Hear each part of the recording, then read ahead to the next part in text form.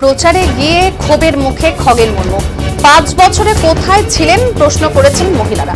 শনিবার দুপুরে মালদার চাচল বিধানসভার চাচল গ্রাম পঞ্চায়েতের ঘোষপাড়া এলাকায় এই ঘটনাকে ঘিরে ছড়িয়েছে চাঞ্চল্য। প্রচার চলাকালীনই ঘোষপাড়া এলাকার স্থানীয় মহিলারা সাংসদের মুখের উপর ক্ষোভ উগড়ে দিয়েছেন। জানা গেছে ভোটের মুখে প্রচারে গিয়ে ক্ষোভের মুখে পড়েছেন মালদা উত্তরের বিজেপি প্রার্থী খগেন মুর্মু ও বিজেপি প্রার্থী রতন দাস। গ্রামের মহিলাদের সরাসরি প্রশ্ন, 5 বছরে কোথায় ছিলেন? খগেন মুর্মুকে শুধু ভোটের সময় দেখছেন তারা, আজ ভোট প্রচারে ফের দেখলেন একবারও তাদের পাশে দাঁড়ায় না। ক্ষোভ প্রকাশ করেছেন মহিলারা। আচমকা এই ক্ষোভে কিছুটা অস্বস্তিতে পড়তে দেখা যায় বিজেপি প্রার্থী ও সাংসদকে। পরিস্থিতি সামাল দিতে তৃণমূলের বিরুদ্ধে অনুন্নয়ের অভিযোগ তুলেছেন খগেন মুর্মু। তার দাবি, গত 5 বছরে ওই এলাকার তৃণমূল কংগ্রেস কোনো উন্নয়নমূলক কাজ করেনি, তাই সাধারণ মানুষের ক্ষোভ হওয়াটাই স্বাভাবিক।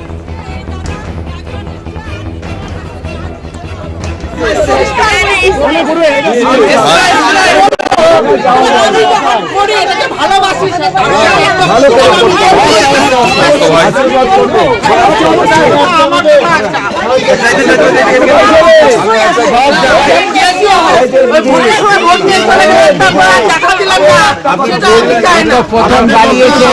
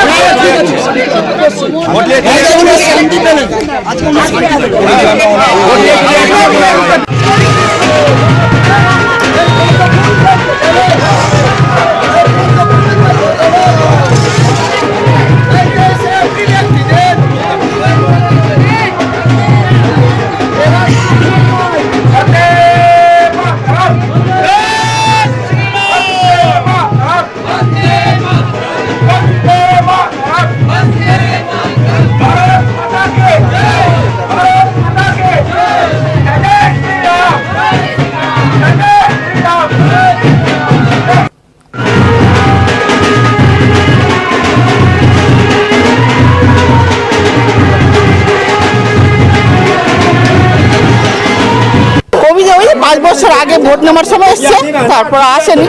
অনেক প্রবলেম থাকতো, লোকের বলার কথা থাকে যে আমার কষ্ট হচ্ছে, আমি আপনাকে কাউকে তো পাচ্ছি না, মেম্বারকে কাকে বলবো আমি কথাটা। যেমন তৃণমূলের লোক বাড়ি বাড়ি প্রতিদিন ঘুরে বেড়ায়, গৌতম ঘোষের কথাই বলছি, যা ও মেম্বার 2 মাস 3 মাস 1 মাস সবার বাড়ি প্রবলেমটা জানে, কেন ওকে তো বেশি ভালোবাসবে। ওই জন্য আপনাকে আমার দরকার, তো আপনাকে তো পাচ্ছি না, তো আপনাকে কি করবো আমি। বিজেপি সাংসদ কি আসেন না এলাকায়?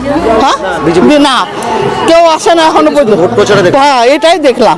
ওই খগেন মুর্মু, ওই জন্য খগেন মুর্মুকে বললাম যে আপনারা ওই ভোট নিতে এসেছিলেন আর আসেন না। খুব কষ্ট আছে তো, কেন গরিব দুঃখরা বলতে পারছে না তো, আমার কষ্টটা আমার প্রবলেমটা বলতে পারছি না তো কাকে বলবো।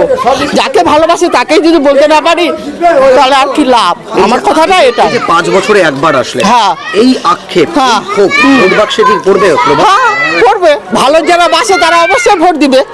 মেন কথা এটা, ভালো যারা বাসে তারা ভোট দিবে, যে কিছু করুক। কিন্তু আমি যদি ওকেই ভালোবাসি, ওকে ভোটটা দিব, যে পার্টি আসুক। আমার নাম কৃষ্ণা সাহা। কবি যে ওই 5 বছর আমাদের এখানে ক্ষোভ অ্যাকচুয়ালি এখানে যা আছে সব হচ্ছে অনুন্নয়নের ক্ষোভ। পশ্চিম বাংলাতে, সারা বাংলা জুড়ে এখানে অনুন্নয়নের, এখানে হচ্ছে রাজনীতি চলছে। এখানে পুরোপুরিভাবে কেন্দ্রীয় সরকারি প্রকল্পের টাকা লুট করছে তৃণমূল কংগ্রেস, এবং তার নিদর্শন দেখবেন সব জায়গায় উন্নয়ন হয়নি। ক্ষোভ বিক্ষোভ এই সমস্ত তো তৈরি হবেই। এখানে কিছু হচ্ছে যে তৃণমূল কংগ্রেসের যেহেতু কাজকর্ম করতে দেয়নি তৃণমূল কংগ্রেস, ফলে এখানে ক্ষোভ বিক্ষোভ আছে, সেগুলো মানুষ তো বুঝতে পারছেন।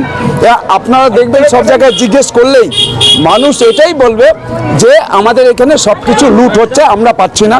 আমাদের এখানে উন্নয়নের টাকা আসছে, কেন্দ্রীয় সরকার দিচ্ছে, মোদিজি দিচ্ছেন, আর মমতা ব্যানার্জি সব লুট করাচ্ছেন। আর সমস্ত মানুষের উপরে আজকে যেভাবে আক্রমণ হচ্ছে, তাদের উপরে বিভিন্নভাবে যে আজকে রাজ্য সরকারের পুলিশকে দিয়ে মিথ্যা মামলায়, মিথ্যা কারণে তাদের কেসে ঝুলিয়ে দিচ্ছে, এগুলো সব আছে পশ্চিমবাংলাতে।